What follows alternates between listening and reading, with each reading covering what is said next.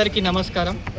ఈరోజు నేను ఒక పార్టీ అభ్యర్థిగా మాత్రమే కాదు, మీ ఇంటి మనిషిగా మీ సమస్యలు దగ్గర నుంచి చూసిన వ్యక్తిగా ఆ సమస్యలు పరిష్కరించే విధంగా పనిచేస్తానని, యువతకు, మహిళలకు రోడ్లు కానీ, శానిటేషన్స్ కానీ, స్ట్రీట్ లైట్స్ కానీ ఏ విధంగా ఏమున్నా అన్ని సమస్యలు దగ్గరుండి పరిష్కారం చేసే విధంగా కృషి చేస్తానని మాటిస్తున్నాను.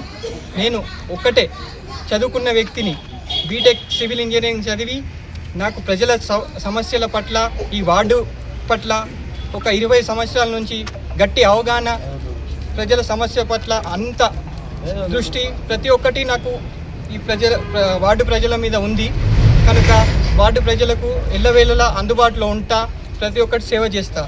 ముందుగా నేను కోరుకునేది ఒకటి, ఇవాల్టి ఓటు అనేది యువత నిర్ణయించేది కాబట్టి యువత వేసే ఓటు రేపటి భవిష్యత్తు నిర్ణయిస్తుంది. కాబట్టి మీరు వేసే ఓటు వృధా కాకుండా సరైన వ్యక్తికి ఉపయోగించాలని కోరుకుంటున్నాను. ఈరోజు జరిగే ఏ మంచి కార్యక్రమమైనా ప్రసాదన్న మనకు అన్ని విధాలుగా అండగా ఉంటున్నారు. తన సొంత బిడ్డ చైర్మన్ క్యాండిడేట్గా ఉన్నారు, ఆమె చైర్మన్ కాబోతున్నారు.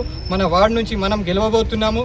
ఈ గంగారం సమస్యలు మన గంగారమే కాదు, వార్డు సమస్యలు, వార్డులో ఉన్న ప్రతి ఏరియాలో ఉన్న సమస్యలు ప్రసాదన ముందు తీసుకొస్తా. అనన్య మేడం గారి సపోర్ట్తో వార్డు సమస్యలు ప్రతి ఒక్కటి ఎల్లవేళలా అందుబాటులో ఉండి తీరుస్తానని చెప్పి మాటిస్తున్నాను.